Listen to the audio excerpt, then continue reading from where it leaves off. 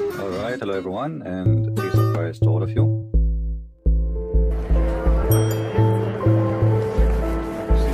Yeah, sit down right here. There we go. And you're gonna go on the side, right here. There you go, just scoot in a little more. There you go. Great.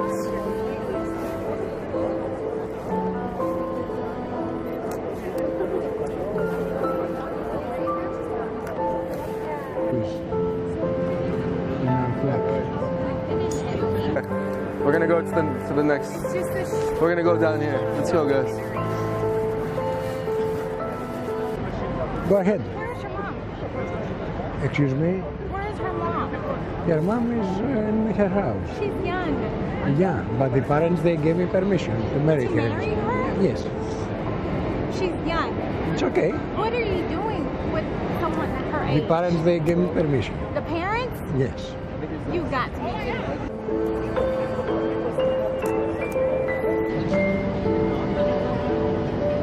Where are the parents? How old? I didn't even ask. I'm just. 12. She's 12. She's 12. Yes. Doesn't matter. 65. It's legal. I have permission from the parents. Permission from the parents. It's okay. When you have... Doesn't sound right. No. This is not right. No. And if we call the cops, I'm sure you get locked up. So you know this isn't right, right? You have the security? You have security? So you have security. You can call security. You can do that. You can't do this. This is, you think this is cool? For real right now? Yes, she's 12. How Yeah. old is this girl? She's 12. How old is she? She's 12. 12. Yes. Okay. How old are you? I'm a senior citizen. Doesn't matter. And how is this happening right now? Parents, they gave me permission. Her parents gave you permission. Yes. You know this is illegal, right? Yes. Do you understand that? Yeah, yeah. Do you want to do this? Do you want to do this? Excuse me? Because I'll take you to the police right now. All right? Excuse me? No, I'm No, sorry. I have, I'm not letting you. I have the permission from parents. This is illegal. I'll take No, you no, to no. the police myself. No. Please. Yep. Please. Come on inside. Where's the security? Thank you. Y'all getting married? Yes. How old is she, man? She's 12. 12? How old are you? I'm a senior. Senior. Yeah. But yeah, I have parents' It's not permission. okay. No, it's okay because I have parents. Is he okay with this? Yes. I Yes. don't think so, sir. No. What? No, you come. We don't do that. No. What? He's going to the police, man. I'm a senior. It doesn't I matter. don't care. She's underage. You can't be doing this. It's not No. right. Just hired to do the picture. How old is she? Is she okay? 12? He said 12, I think. 12. Yeah, I'm just. No, that's not. She's 12 years old, and you're. I'm not okay, honestly. I just work. How old are you, sir? She's 12. She's 12? Yes. And you're happy about that? Why not? We'll be happy. How old are you? I'm a senior citizen. Are you f***ing kidding me? Yes, You why? guys are all just watching this as fun? I Are you have Get parents. this off of her, man. I Yo, have, you're a uh, f***ing sick pervert, well, man. She's I have parents' permission. parents' permission. Yes. And Are it's you le- Yes.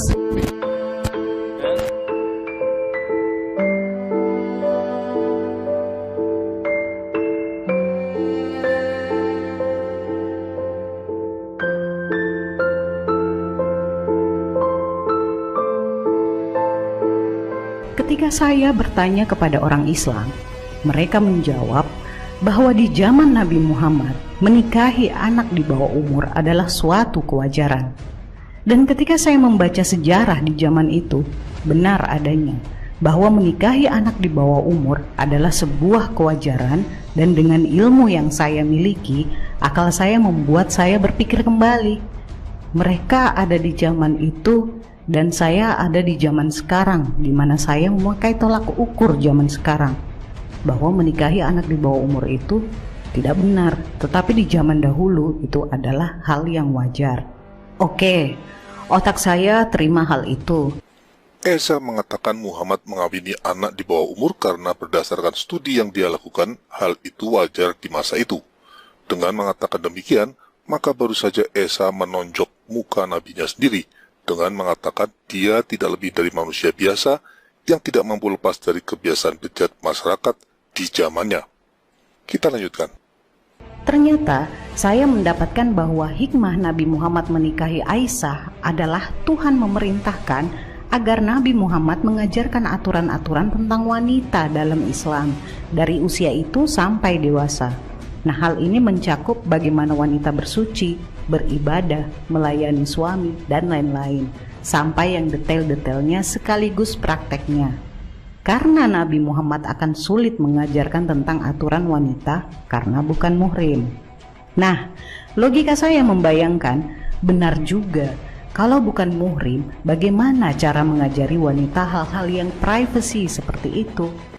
Esa baru saja mengatakan bahwa Tuhan memerintahkan Muhammad mengawini anak di bawah umur dengan tujuan untuk mengajarkan aturan-aturan tentang wanita dari usia anak-anak hingga dewasa. Setelah menonjok muka nabinya, sekarang Esa malah menampar wajah Tuhannya sendiri dengan mengatakan dia yang sebagai Tuhan seharusnya bebas dari tradisi manusiawi, ternyata juga tidak mampu mengajarkan kebenaran selain dengan cara-cara yang tidak bermoral. Tuhannya si Esa ini tidak kreatif dan kurang cerdas, sehingga untuk mengajarkan aturan-aturan hidup muslimah secara utuh, Nabi utusannya harus mengawini anak di bawah umur yang hari ini tampak sebagai tindakan tidak bermoral. Padahal kalau Tuhannya lebih kreatif dan agak cerdas, tentu hal-hal seperti itu dapat diajarkan oleh istri-istri Muhammad yang lain atau para muslimah pengikut Muhammad lainnya, karena mereka semua pernah mengalami masa kecil. Dan yang jelas sebagai perempuan pasti lebih tahu dari Muhammad bagaimana prinsip-prinsip Islam dapat diterapkan pada perempuan muslimah sejak usia kanak-kanak hingga dewasa. Jadi solusinya tidak perlu harus mengawini anak kecil. Argumen-argumen yang diberikan Esa menunjukkan dua kemungkinan. Tuhannya Esa kurang cerdas, atau itu sekedar alasan mengada-ada untuk konsumsi orang-orang yang akal sehatnya sudah dimandulkan. Selanjutnya, dan saya juga mendapati ternyata Nabi Muhammad menggauli Aisyah di saat masa baliknya. Seharusnya Esa tegas dalam memposisikan argumennya. Apakah argumennya didasarkan pada fakta Muhammad mengawini anak di bawah umur, ataukah sudah akil balik? Jika Muhammad menggauli Aisyah setelah akil balik, maka penjelasan panjang lebar soal tradisi menikahi anak di bawah umur di masa itu tidak diperlukan. Sebaliknya, jika Muhammad memang menikahi anak di bawah umur sesuai kebiasaan masyarakat saat itu, maka fakta soal Muhammad menggauli Aisyah setelah akil balik akan mengkontradiksi argumennya sendiri. Tapi mari kita lihat faktanya berdasarkan hadis sahih, bukan berdasarkan argumen Esa yang masih kebingungan sendiri. Hadis sahih Bukhari jelas mengatakan Muhammad melakukan akad nikah dengan Aisyah saat usianya masih 6 tahun dan menggaulinya saat usianya 9 tahun. Itu jelas usia kanak-kanak, bukan akil balik. Lagi pula, berdasarkan surat At-Talaq ayat 4, pernikahan dengan anak di bawah umur yang belum akil balik atau belum mendapat haid jelas dibenarkan. Dan dengan mengawini Aisyah yang masih kanak-kanak, sesungguhnya Muhammad sedang mempraktekkan ayat tersebut. Jadi clear ya, memang Muhammad menikahi anak di bawah umur. Ini diperkuat juga oleh fakta medis, bahwa anak-anak yang dinikahi di bawah umur dapat mengalami trauma permanen pada organ reproduksinya yang dapat berakibat kemandulan. Faktanya, Aisyah memang tidak memiliki anak, jadi cocok. Jadi tidak usah malu dan dibantah. Itu memang kenyataan dalam Islam dan sejalan dengan apa yang tertulis di Al-Quran. Tapi terlepas dari argumen bingung dari si Esa, saya ingin mengatakan ini. Muslimah yang berpandangan seperti Esa ini dapat kita golongkan sebagai kaum useful idiot, yaitu orang-orang yang dengan sukarela membeli tali yang kelak akan digunakan untuk menjerat lehernya sendiri. Sebagai perempuan, dia seharusnya membela hak-hak anak perempuan dari penindasan dan penganiayaan akibat perkawinan di bawah umur atas nama agama. Tapi ironisnya, dia malah ikut membenarkan perkawinan bejat semacam itu demi membela agamanya. Apakah tidak terpikir dalam kepalanya bahwa perkawinan anak-anak di bawah umur akan menghancurkan kebebasan dan masa depan seorang anak? Bagaimana kalau anak kandungnya atau keponakannya yang masih imut dikawini orang berumur di atas 50 tahun dengan alasan mengikuti sunnah Nabi? Apakah dia rela? Saya yakin tidak. Kaum usul idiot semacam Esa inilah yang sedikit atau banyak, sadar atau tidak, ikut bertanggung jawab atas terus berlanjutnya budaya perkawinan anak-anak dan balita, seperti yang terjadi pada kultur muslim di berbagai belahan dunia hingga hari ini. Dan itu semua demi membela kekeliruan nabinya. Mari kita lanjutkan. Kemudian saya mendapati lagi tentang imbalan atas amal ibadah manusia ketika di surga adalah 72 bidadari, dan itu hanya imbalan kecil saja. Apakah benar itu bermakna pesta seks? Logika akal saya seperti bertentangan. Maka langkah yang sama saya lakukan, yaitu mencari kebenarannya. Ketika saya membaca sejarah di zaman Nabi Muhammad, ternyata di saat itu adalah zaman jahiliyah alias zaman kebodohan. Nah, bagaimana Nabi harus membuat mengerti orang Arab yang jahil, bodoh, dan barbar yang hidup tanpa aturan waktu itu? Susah setengah mati, seperti menjelaskan rumus Pitagoras ke seorang anak. Nah, Nabi pun membuat bahasa-bahasa pendekatan supaya mereka mengerti, bahasa yang disesuaikan dengan tingkat pengetahuan mereka pada waktu itu. Saya beri catatan sedikit. Secara tidak langsung Eza mengakui bahwa tawaran kenikmatan seks di surga dengan 72 bidadari sebagaimana yang tertulis dalam Al-Quran hanyalah bahasa-bahasa pendekatan. Dengan kata lain, sebenarnya itu tidak ada alias bohong. Jadi menurut Eza, sah-sah saja mengajarkan kebenaran dengan cara berbohong. Kita lanjutkan dulu. Logika akal saya mengarahkan saya untuk flashback ke masa itu, di mana manusia pada waktu itu tanpa ada rangsangan mau berbuat seperti yang diharapkan supaya dunia itu teratur. Nah, kalau begitu Rasulullah bohong dong bahwa surga itu tidak seperti itu. Ya enggak lah, surga itu ada dan itu adalah janji Tuhan. Yang dipakai hanya bahasa pendekatan saja supaya mereka mengerti. Matamu itu picak. Minta maaf, karena inilah yang kita tahan-tahan di dunia. Inilah yang kita tahan-tahan di dunia. Dan kenikmatan terbesar yang diberikan Allah Subhanahu wa Ta'ala di surga adalah pesta seks. Apa syarat poligami? Harus minta izin dengan istri? Tak ada. Saya ke sini, nikah saya sekali lagi sini, istri saya tak tahu, sah. Kemudian besok nanti malam ke Jakarta, Jakarta nikah sekali lagi, sah. Kemudian habis itu nanti kami ke Yogyakarta, pengajian di Jogja, nikah sekali lagi, sah. Yang kelima baru tak sah. Selama masih 4 sah. Jadi kalau mau tetap sah gimana? Ceraikan yang satu, nikah lagi, ceraikan satu, nikah lagi. Maka dia bisa terus. Itu namanya unlimited edition. Tapi kata Rasulullah, kesibukan para lelaki nanti di dalam surga adalah, malu saya menceritakannya nih. Mau terus? Kesibukan para lelaki yang masuk surga di surga adalah memecah perawan istri-istrinya. Perawan terus. Habis malam pertama dapatkan perawan istri, selesai dia perawan lagi. Gitu. Serius Pak. Bagusnya ibu-ibu gak ikut dengar pengajian ini. Ini khusus bapak-bapak. Kata Rasulullah, maaf ini hadisnya sahih, tolong baca nanti dalam kitab Tamasya ke Surga oleh Syekh Ibnul Qayyim Al-Jauziyah. Judul aslinya adalah Hadil Arwah ila Biladil Afrah. Rasul berkata, maaf, zakar laki-laki ketika dia berdiri karena syahwat selama 70 tahun berdirinya. Yes. Ada ketidakkonsistenan dalam argumen Eza. Awalnya dia sudah menegaskan bahwa tawaran kenikmatan seks di surga dengan bidadari seperti yang dijanjikan Al-Quran itu tidak ada alias bohong. Tapi sekarang dia menolak itu sebagai kebohongan dengan cara mengalihkan pokok pembicaraan. Ya enggak lah, surga itu ada dan itu adalah janji Tuhan. Memang benar surga itu ada, tapi bukan itu masalahnya. Yang jadi masalah adalah tawaran kenikmatan seks dengan 72 bidadari itu sungguh-sungguh ada atau tidak. Ini yang tidak berani dijawabnya, karena jelas Esa sendiri sejak awal menganggap itu memang tidak ada alias bohong. Kita paham dilema yang dihadapi Esa dan banyak muslim lainnya. Jika surga dengan tawaran kenikmatan seks dengan 72 bidadari itu memang benar, maka surga yang ditawarkan dalam Islam ternyata tidak lebih dari rumah bordil yang bahkan di dunia saja sudah dipandang menjijikkan dan tidak bermoral. Ketimbang harus menerima gambaran surga yang menjijikkan dan tidak bermoral sesuai Al-Quran, Esa memilih mengatakan itu hanya pendekatan alias tawaran itu cuma bohong. Ini menegaskan sisi gelap moralitas Islam di mana tujuan dapat menghalalkan cara. Ini suatu prinsip moral sesat yang mendasari sikap taqiyah.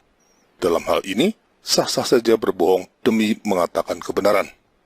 Pertanyaan mendasarnya, dapatkah kebenaran yang disampaikan dengan berbagai kebohongan kita percaya? Tentu saja tidak. Terima kasih Esa, Anda sudah membuat sisi gelap moralitas Islam menjadi begitu jelas.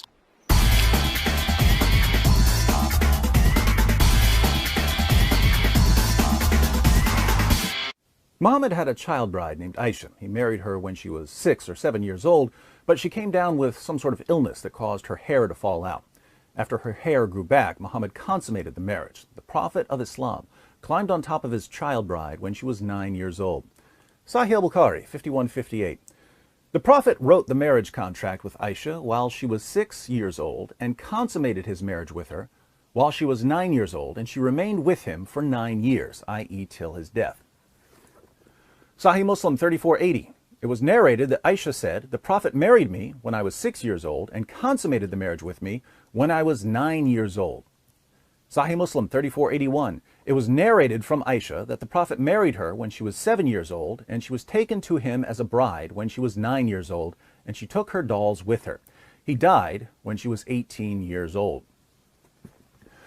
Muhammad eventually had somewhere between 9 and 11 wives at one time, even though the Quran says that Muslim men are limited to 4 wives at a time, and he would have sex with all of them on the same day. Sahih al-Bukhari, 5068. The Prophet used to go around, have sexual relations with all his wives in one night, and he had 9 wives. We can only conclude that Muhammad would kiss and tell because his followers knew all about him having sex with all of his wives on the same day. His followers even bragged that he had the sexual strength of 30 men. Sahih al-Bukhari, 268. Anas bin Malik said, "The Prophet used to visit all his wives in a round during the day and night, and they were 11 in number." I asked Anas, "Had the Prophet the strength for it?" Anas replied, "We used to say that the Prophet was given the strength of 30 men. And Sayyid said, on the authority of Qatada, that Anas had told him about 9 wives only, not 11. Porn stars ain't got nothing on the Prophet of Islam. Muhammad's reputation spread until people didn't even want him marrying their daughters because they thought of him as a womanizer. A woman named Layla once offered herself to Muhammad as a wife, and Muhammad accepted her proposal. Let's read about her family's reaction in History of At-Tabari, Volume 9, page 139. She went back to her people and said that the messenger of God had married her. They said, "What a bad thing you have done. You are a self-respecting woman, but the Prophet is a womanizer. Seek an annulment from him." She went back to the Prophet and asked him to revoke the marriage, and he complied with her request. So Muhammad was known as a womanizer, but of all his wives and sex slaves, his child bride Aisha was his favorite. He even asked his followers why they would marry an adult woman when they could fondle little girls. Sahih al-Bukhari, 5080. Narrated Jabir ibn Abdullah, "When I got married, Allah's messenger said to me, 'What type of lady have you married?' I replied, 'I have married a matron.' He said, 'Why? Don't you have a liking for the virgins and for fondling them?' Jabir also said, 'Allah's messenger said, 'Why didn't you marry a young girl so that you might play with her, and she with you?'" Now, if you're a normally functioning man without serious mental health issues, you have to be wondering why any grown man would be attracted to a little girl more than to a grown woman. But Muhammad tries to explain it to us, and he tries to explain his preference by comparing Aisha to food that's better than other food. Sahih al-Bukhari, 3411. Allah's messenger said, "Many amongst men reached the level of perfection, but none amongst the women reached this level except Asiya, Pharaoh's wife, and Mary, the daughter of Imran. And no doubt the superiority of Aisha to other women is like the superiority of al-farid, i.e. a meat and bread dish, to other meals." A young girl, according to Muhammad, is simply a better dish than a grown woman. Some profit you've got there, my Muslim friends. Now please, by all means, fill up the comments section with, "Don't trust this David Wood guy, he's taking things out of context and distorting the passages." as if I didn't just put the passages up on the screen so that people can read them for themselves. Kita bangga menghafal Al-Quran tapi tidak memahami Al-Quran. Senang mengulang berbahasa Arab tapi tidak mengerti bahasa Arab. Suka membaca Al-Quran tapi tidak memahami maknanya. Akhirnya apa? Menjadi keledai di Indonesia.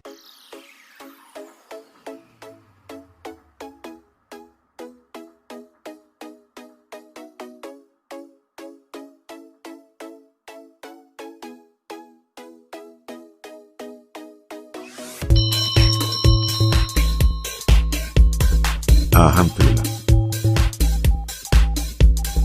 Takbir. Takbir.